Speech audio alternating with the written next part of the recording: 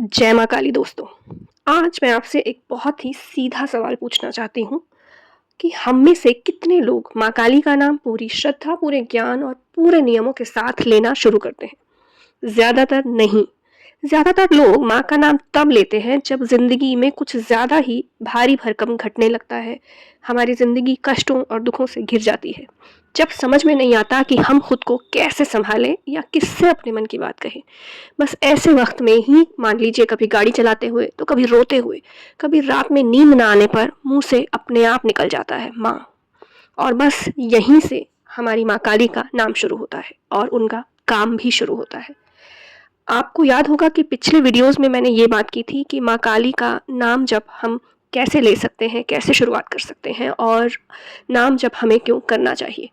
आज के वीडियो में मैं आपसे ये बात करने वाली हूँ कि जब माँ काली का नाम हम अपनी ज़िंदगी में जपने लगते हैं दिन रात सुबह शाम, तो किस तरह के बदलाव माँ हमारी ज़िंदगी में लेकर के आती हैं, किस तरह की बेहतरी हम सबकी ज़िंदगी में आती है।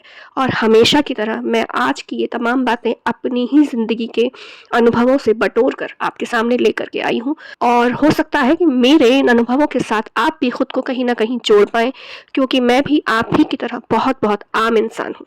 तो जो सबसे पहला बदलाव जिस पे मैं आपसे बात करना चाहती हूँ वो ये है कि जो ये बदलाव होता है ना, ये कहीं बाहर नहीं होता, ये हमारे अंतर मन में होता है। यानी कि ऐसा नहीं होता कि हमने माँ काली का नाम लेना शुरू किया और अचानक से कहीं नई जगह नौकरी मिल गई, घर में सब कुछ ठीक हो गया, अगर कला कलेश का माहौल था या किसी को घर चाहिए था तो तुरंत घर खरीद लिया, नई गाड़ी चाहिए थी तो तुरंत नई गाड़ी मिल गई। ऐसा तुरंत कुछ नहीं होता।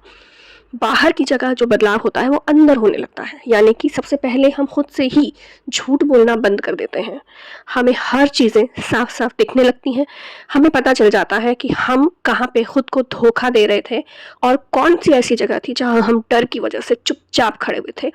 जहाँ अपने डर के कारण हम सही बात को सही और गलत को गलत नहीं कह पा रहे थे। ये कोई आवाज़ नहीं होती, ये विचारों में एक एक स्पष्टता होती है। अगर मैं इसे विवेकानंद जी के नज़रिए से बताऊँ तो वो इसको कहा करते थे भीतर की शक्ति को जगाना। आप जानते ही होंगे कि विवेकानंद जी भी माँ काली के उपासक थे और श्री रामकृष्ण परमहंस उनके परम गुरु थे। यहाँ पे मैं आपको अपने अनुभवों के साथ जोड़ के बताना चाहती हूँ कि मेरी ज़िंदगी में भी मैंने पहले अपने अंतर्मन में आने वाले परिवर्तनों को देखा।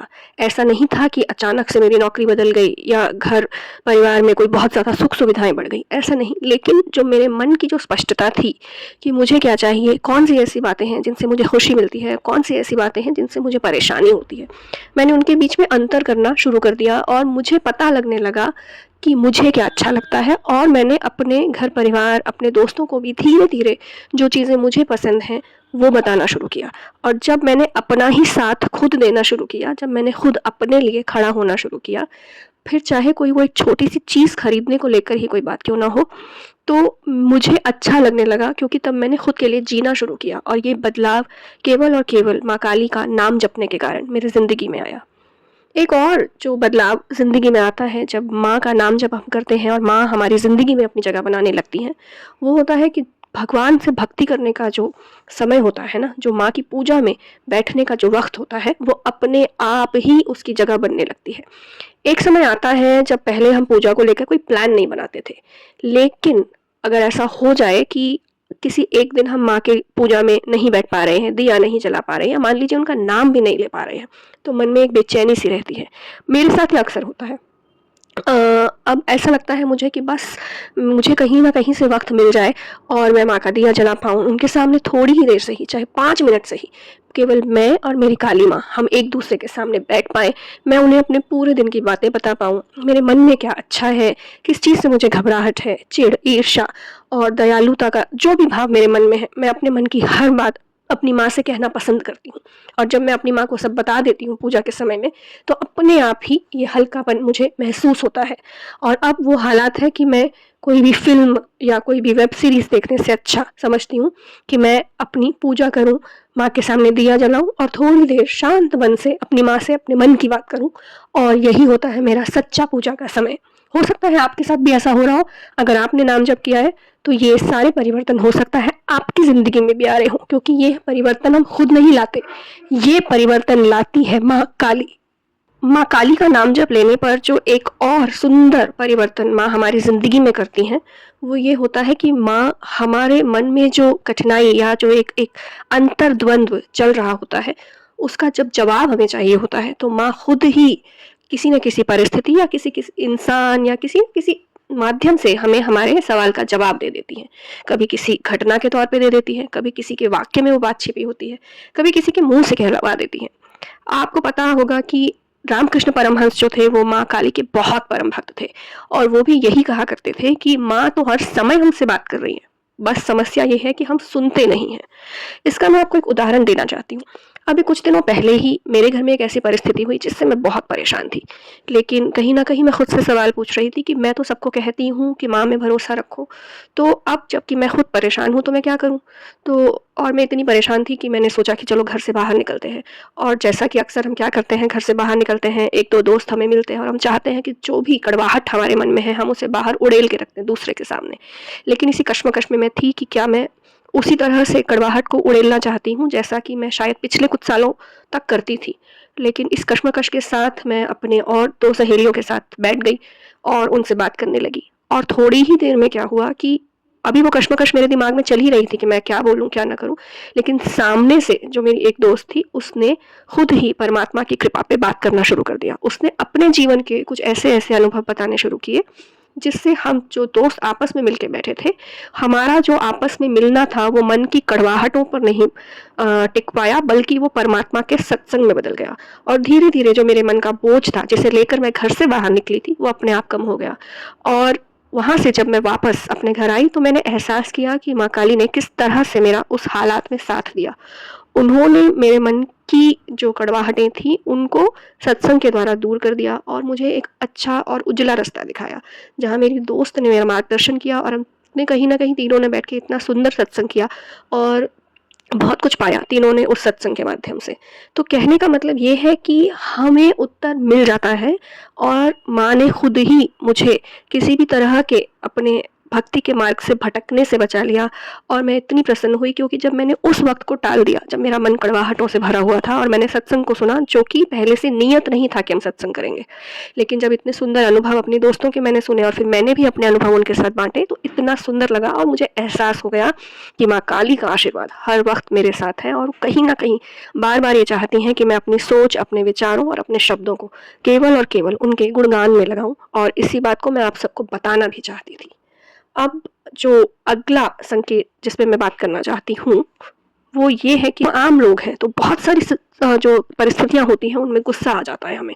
कोई जब हमारे अहंकार को, हमारे व्यवहार को ज़रा-सी भी ठेस पहुँचाए तो हमें गुस्सा आ जाता है। लेकिन जैसे-जैसे हम माँ का नाम लेते जाते हैं तो ये गुस्सा कहीं न कहीं कम होता जाता है। ऐसा नहीं है कि वो रातों-रात एकदम छूमंतर हो जाता हो, ऐसा तो नहीं होता है एकदम, क्योंकि हम सब आम इंसान हैं और हम दिन-रात अनेकों प्रकार के कर्म करते हैं और उनसे गुज़रते हैं। लेकिन अब बात ये है कि गुस्सा धीरे-धीरे अपने आप कम होने लगता है।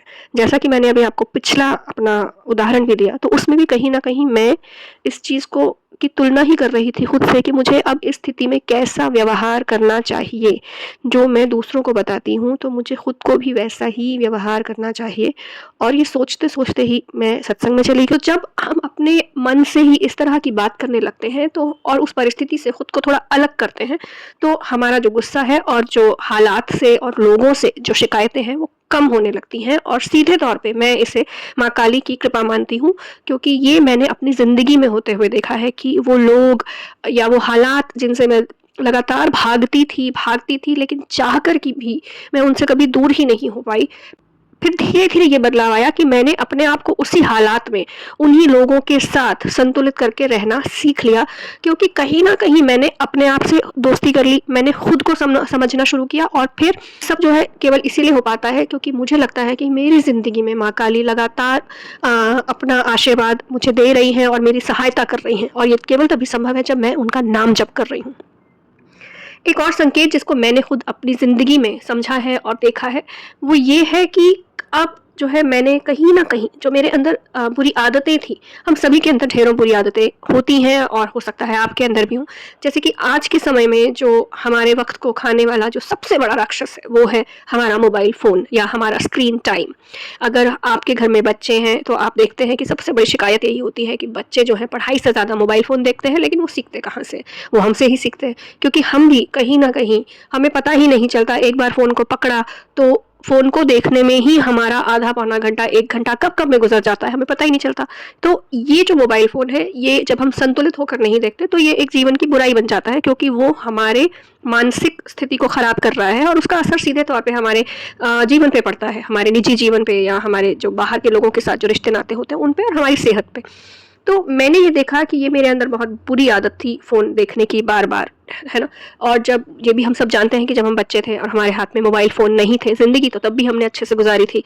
अब मैं आपको अपने व्यक्तिगत अनुभव एक बता रही हूँ कि कुछ समय पहले मुझे जो ब्रह्म कुमारी की दीदी हैं, सिस्टर शिवानी, जिनके प्रवचन हम सभी ने कभी न कभी किसी न किसी मौके पे सुने होंगे, तो उनके एक सत्संग में मुझे जाने का मौका मिला और वहाँ उन्होंने जिस प्रकार से कुछ सेल्फ अवेयरनेस के बातें की, उसमें उन्होंने कहा कि अगर हम केवल इतना प्रयास करें कि हम सुबह उठकर 2 घंटे तक फ़ोन को ना देखें और रात को 1 घंटे सोने से पहले हम फ़ोन को हाथ ना लगाएँ, तो हमारी ज़िंदगी बेहतर हो सकती है।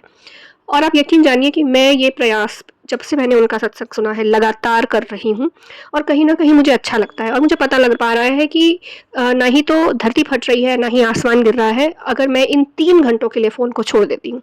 और मुझे लगता है कि सिस्टर शिवानी के जो सत्संग में जो भाग लेने का मौका है, ये मेरी खुद की इच्छा नहीं थी, क्योंकि मुझे तो जिस समय किसी व्यक्ति के कारण पता चला कि इस जगह पे सत्संग होने वाला है और मैं किसी तरह से पहुँच गई, जबकि उस दिन मुझे सुबह तक भी नहीं पता था। तो ये जो चीज़ें अकस्मात हमारी ज़िंदगी में होती हैं और इतनी सुंदर चीज़ें होती हैं, तो ये हम योजना नहीं बनाते, ये माँ काली की योजना है। क्योंकि अगर मैं उनको प्रार्थना कर रही हूँ कि वो मुझे ज़िंदगी में अच्छे मार्ग पर चलाएँ, एक सत्संग के मार्ग पर चलाएँ, तो कहीं न कहीं माँ खुद मेरी ज़िंदगी में आके मुझे ये आईना दिखा रही हैं कि मेरे अंदर कौन-सी बुरी आदतें हैं जिन्हें मुझे छोड़ना चाहिए और उनके लिए तर्क प्रस्तुत करवा रही हैं और इतने प्यारे और इतने दार्शनिक लोगों के विचारों को सुनने का मौका मिल रहा है। तो कहीं न कहीं जब हम माँ काली के मार्ग पर आगे बढ़ते हैं, तो वो खुद हमारे लिए इस तरह की चीज़ों का इंतज़ाम करती हैं, जो कि हमें प्रमाण के साथ ये सिखाता है कि हमारी जो बुरी आदतें हैं, उन्हें हम छोड़ सकते हैं और उन्हें छोड़ना संभव है, लेकिन हमें कोशिश करनी चाहिए। और मैं ये मानती हूँ कि मुझे ये मौका केवल और केवल माँ की कृपा से मिला और मुझे तर्क मिले, मुझे रास्ता मिला और मैंने यह निश्चय किया कि हाँ, मैं भी इस कोशिश पे चलूँगी, इस रास्ते पे चलूँगी और मैं चल रही हूँ। तो इसी तरीके से और भी बहुत सी बुरी आदतें हो सकती हैं। हम आपको अपने खुद के अंदर की बुरी आदतें पहचाननी है और जब एक बार पहचान लेंगे, तो वहीं से रास्ता शुरू होता है उनके सॉल्यूशंस ढूँढने का। जैसे एक बुरी आदत ये भी हो सकती है कि हम बिना बात ही अपने बच्चों पे झल्ला जाते हैं घर में। और भी बहुत सी बुरी आदतें होती हैं कि हम खुद को ही सेल्फ बीट करते हैं विक्टिम दिखाने के लिए। तो खैर इस पे मैं कभी और लंबा वीडियो बनाऊँगी, लेकिन फ़िलहाल मैं ये कहना चाहती हूँ कि हमें अपनी ज़िंदगी में जो हमारी बुरी आदतें हैं, उनसे हम धीरे-धीरे दूरी बनाने लगते हैं और अच्छे मार्ग पे चलने लगते हैं और उसका रास्ता माँ काली हमें खुद दिखाती हैं जब हम उनका नाम जप करते हैं। एक और चीज़ जिस पे मैं आपसे लगातार बात करना चाहती थी, वो ये है कि माँ काली की जो कृपा होती है ना, वो हमें तब भी नज़र आती है जब हम आगे बढ़कर अपनी गलती को स्वीकार करने लगते हैं। जी हाँ, हम अपनी गलती मान जाते हैं और कहीं न कहीं वो अहंकार का भाव, वो ईगो का भाव कि गलती तो मैं कर ही नहीं सकती, मैं कर ही नहीं सकता, मैं तो पूरी तरह सच्चा हूँ और जो भी गलती है किसी भी स्थिति में वो सामने वाले व्यक्ति की है, हालातों की है, लेकिन मैं बिल्कुल पूरी तरह सही हूँ। पर कहीं न कहीं हमारा अंतर्मन हमें बता रहा होता है कि हमारी गलती कहाँ है, लेकिन हम उसे अपने घमंड के कारण स्वीकार नहीं करते। लेकिन जब माँ काली हमारी ज़िंदगी में प्रवेश कर चुकी होती हैं, हम लगातार उनका नाम जप कर रहे हैं, माँ को याद कर रहे हैं, तो माँ थोड़ी ना हमें छोड़ेंगी और माँ तो हम जानते हैं कि न्याय की देवी हैं। वो बिल्कुल भी अन्याय का साथ देती ही नहीं और यदि कोई भक्त के रूप में हम बच्चे उन्हें याद कर रहे हैं, उनको बार-बार अपने जीवन में पुकार रहे हैं, तो भी माँ हमें लगातार यही कहती है कि सत्य और सही चीज़ की राह पे चलो। इसीलिए माँ कहीं न कहीं ये हिम्मत देना शुरू कर देती हैं कि अगर हमने गलती की है, तो हम उसे स्वीकारें। और इसको मैं फिर से अपनी ज़िंदगी से ही जोड़ के आपको बताऊँगी कि अभी हाल ही में ये भी हुआ कि जब मेरे बच्चे स्कूल से आए, तो बिना बात पे मुझे किसी और चीज़ का गुस्सा था और मैं अपने बच्चों पे भड़क पड़ी। मैंने पूरे घर का माहौल बहुत बिगाड़ दिया और तब तो मैंने बिगाड़ दिया क्योंकि अब बच्चे भी बेचारे सुन लिया उन्होंने, लेकिन क्योंकि शक्ति तो मेरे हाथ में है ना, मैं बड़ी हूँ, मैं एक माँ हूँ, तो बच्चा पलट के क्या जवाब देगा। लेकिन कहीं न कहीं मेरे बच्चों की उतरी हुई शक्ल मैं देख पा रही थी। तो और ऐसा केवल मैं नहीं करती, मैं समझ सकती हूँ और मैं जानती हूँ कि हम में से न जाने कितनी ही माएँ अपना कहीं का और का गुस्सा अपने बच्चों पर निकाल देती हैं। लेकिन जब मैंने ऐसा व्यवहार किया तो बहुत समय तक मुझे आराम नहीं मिला। मुझे मन में ये बात बुरी लगती रही कि मैंने अपने बच्चों के साथ बुरा व्यवहार किया। और और कहीं न कहीं मैं ये भी सोच रही थी कि माँ काली भी तो मुझे देख रही हैं, तो मेरे इस बुरे बर्ताव के कारण माँ क्या सोच रही होंगी? मैं तो जानती हूँ कि मैंने गलत व्यवहार किया है। तो फिर अंततः मैंने ही कुछ घंटों के बाद अपने बच्चों को कहा कि वो मुझे माफ़ कर दें, क्योंकि मैंने जिस तरह से उनके ऊपर चीखा-चिल्लाया वो गलत व्यवहार था, मुझे ऐसा नहीं करना चाहिए था। मैंने अपनी परिस्थिति भी उन्हें बताई और मैंने उन्हें कहा कि चाहे मेरे सामने जो भी परिस्थिति थी, लेकिन उस परिस्थिति में बच्चों की कोई गलती नहीं थी और मैंने कहीं और का गुस्सा अपने बच्चों पे निकाला। तो मेरे बच्चों ने मेरी बात को समझा और कहीं न कहीं उन्होंने शायद मेरी बात को समझते हुए मुझे फिर से स्वीकार किया, क्योंकि बच्चे तो खुद ही भगवान का रूप होते हैं। पर ऐसा करके मेरे मन को बहुत हल्का महसूस हुआ, मुझे बहुत अच्छा लगा, क्योंकि मैं कहीं न कहीं अपने उस राह पे अब चलने लगी हूँ कि जहाँ मैंने गलती की है उसको स्वीकार करने की हिम्मत भी मैं करने लगी हूँ। और ये हिम्मत मेरे जैसे डरपोक इंसान में पहले बिल्कुल भी नहीं थी। पहले सिर्फ़ मुझे अपने सही होने का ही झंडा फहराना होता था, लेकिन अब मैं ऐसा नहीं करती हूँ।